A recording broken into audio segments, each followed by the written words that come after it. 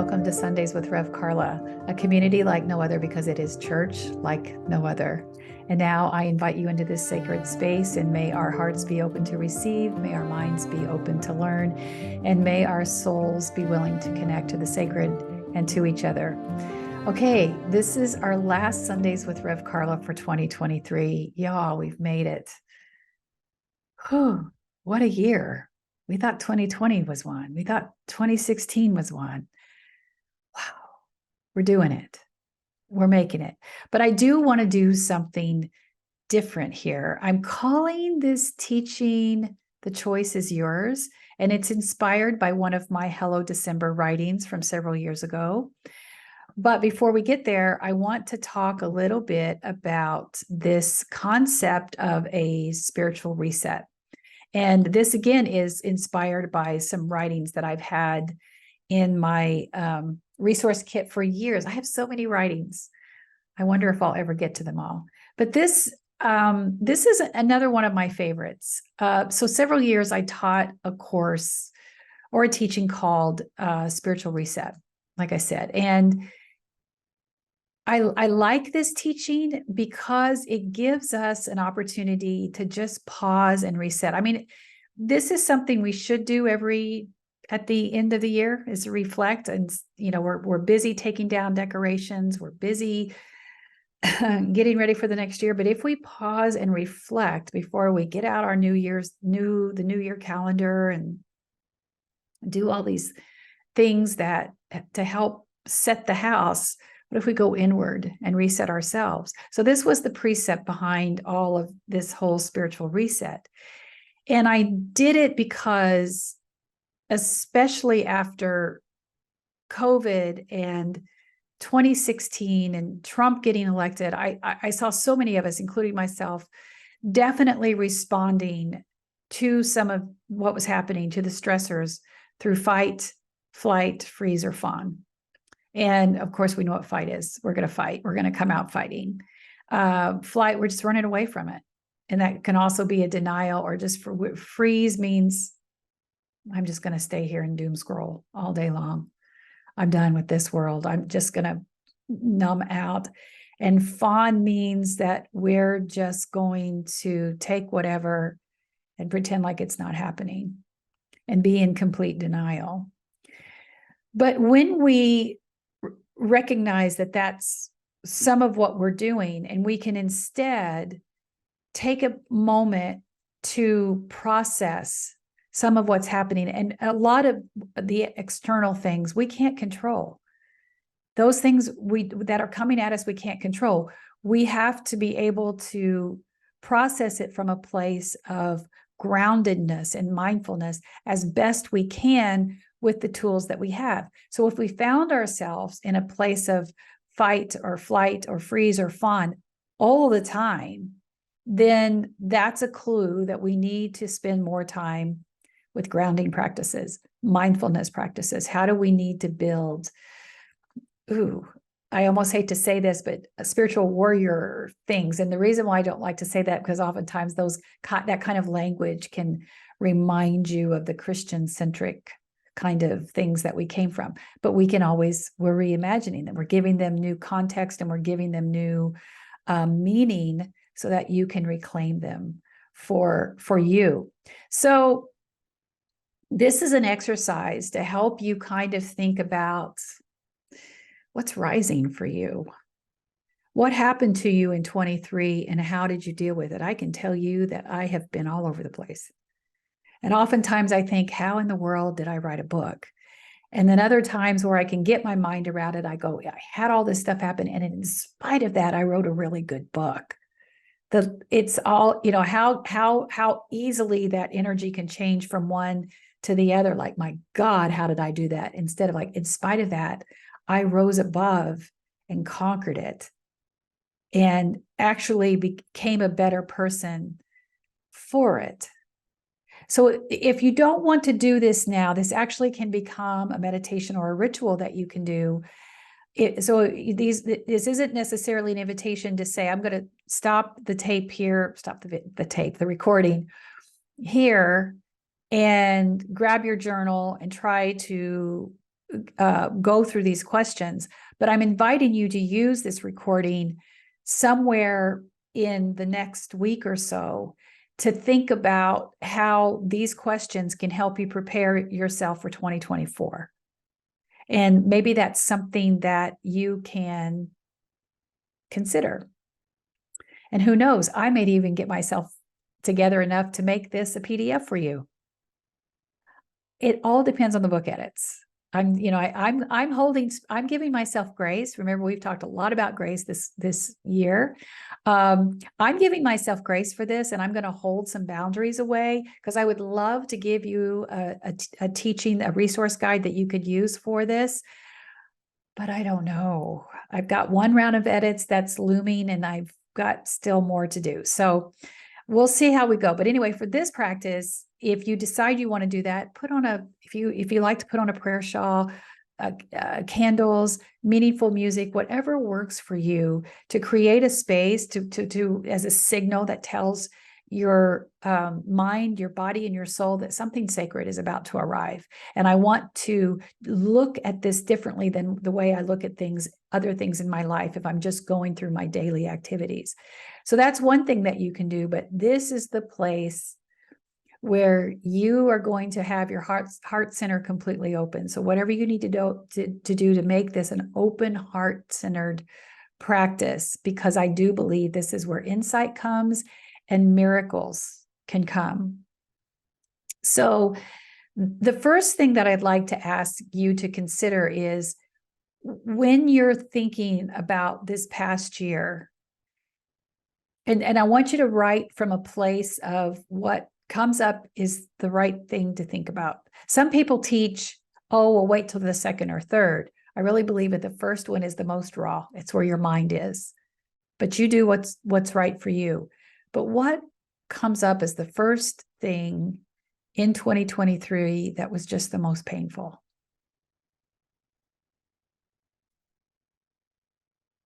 And I'm not going to pause enough in these questions to give you time to answer, unless you're a really quick writer, because then I want you to think about the next thing and the next thing, because several things more than likely will come up. And then as you think about those things, how did you handle? How do you feel that you handled them? And that isn't through judgment. We handle them with the tools that we have, at the resources that we have, who we were at that moment. But it gives us an opportunity to look at it through a place of objectivity, hopefully that you can bring to yourself. For instance, if I say, yeah, the loss of my friend in May was very painful, and I handled it stoically, but I also know that I'm holding back grief because I needed to handle it stoically because I was going through several high pressure things from my home, from another friend who was sick. So I'm going to have to revisit that grief. That might look like something that I would share, that I would write, and then park that there, that I may need to work on, and knowing I do need to work on a place where I can process the loss of my friend. What were some significant moments in the year for you? And significant can be defined as anything from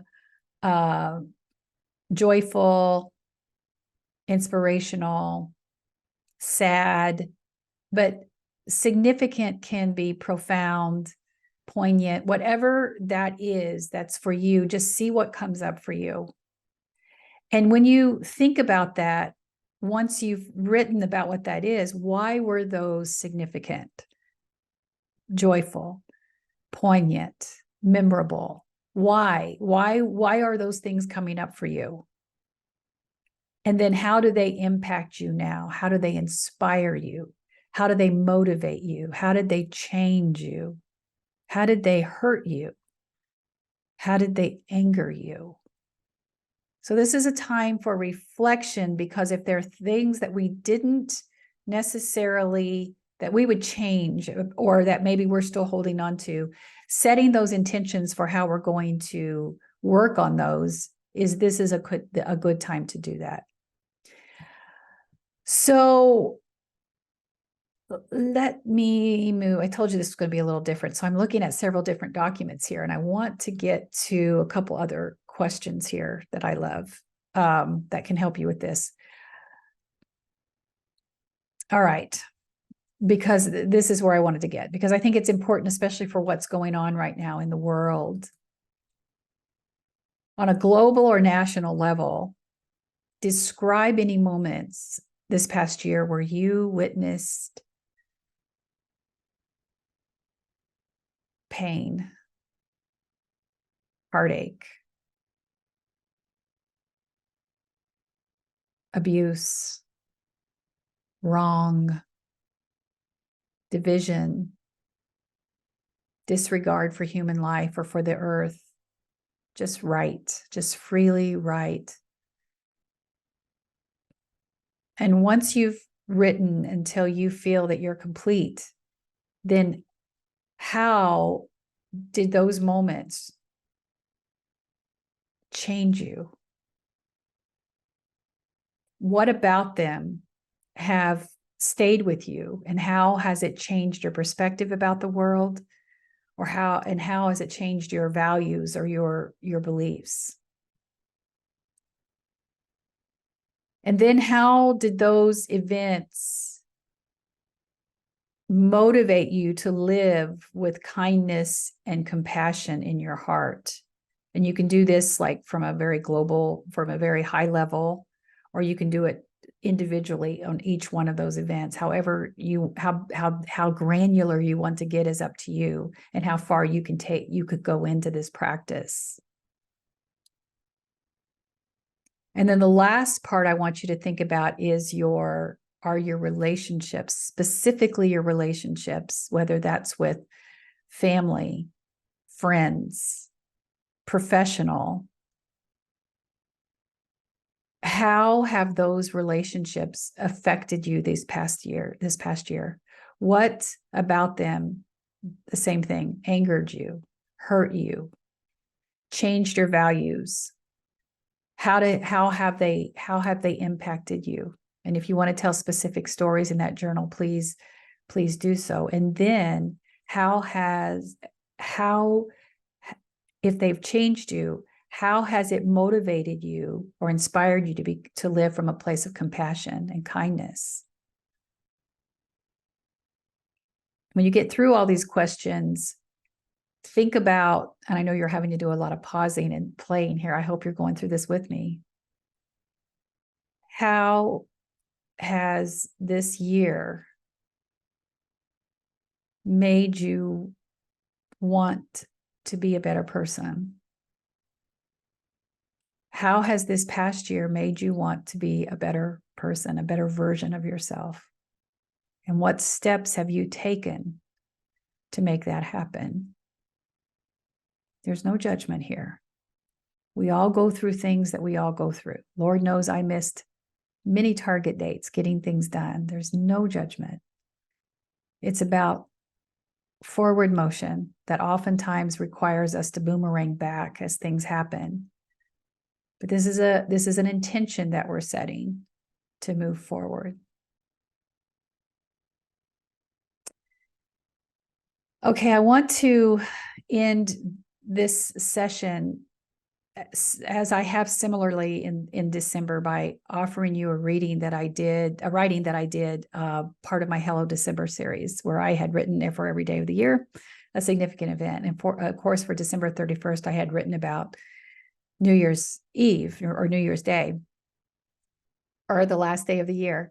And I had in this image, I had included an image of a door. And I wonder, can I share that with you? Oh, I hope my editor is not going to be upset that I'm trying this. It looks like I can.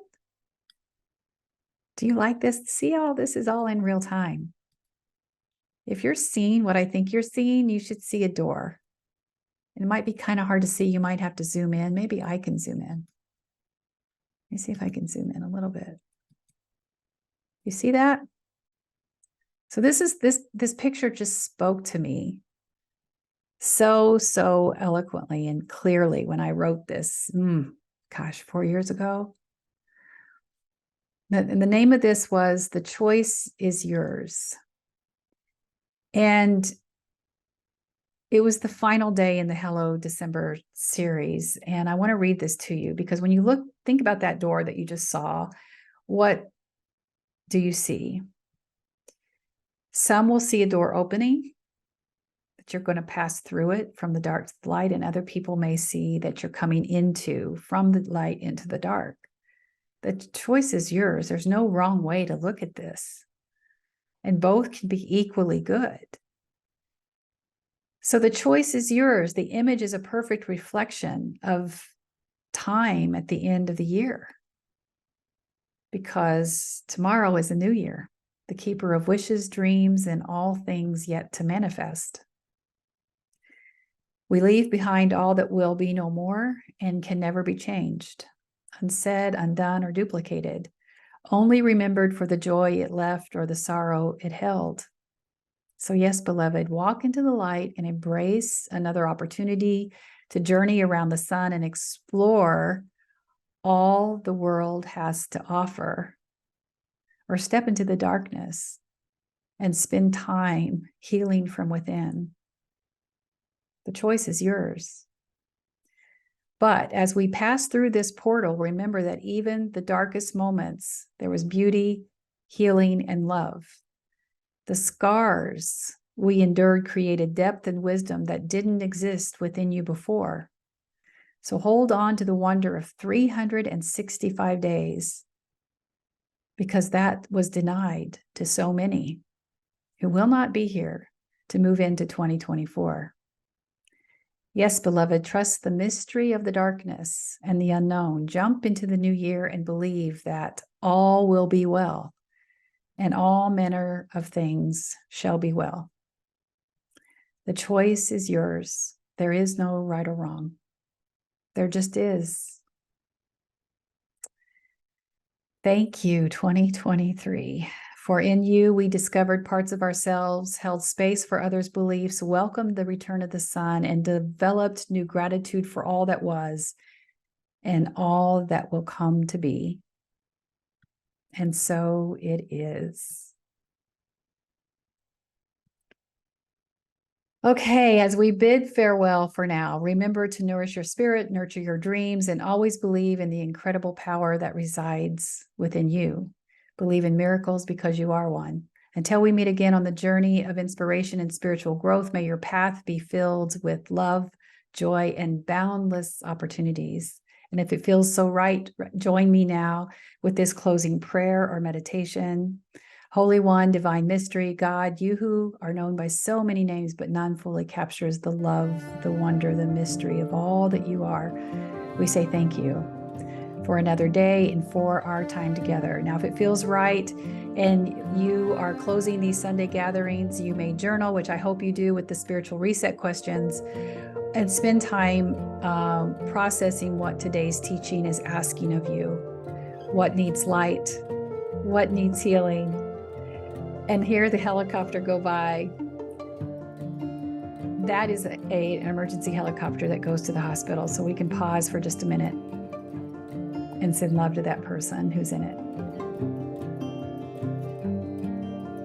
We can't stop life happening around us, so we might as well just embrace it. But dear one, may the rest of your day be gentle and just what you need. Happy New Year. Happy, blessed New Year. I'll see you in 2024.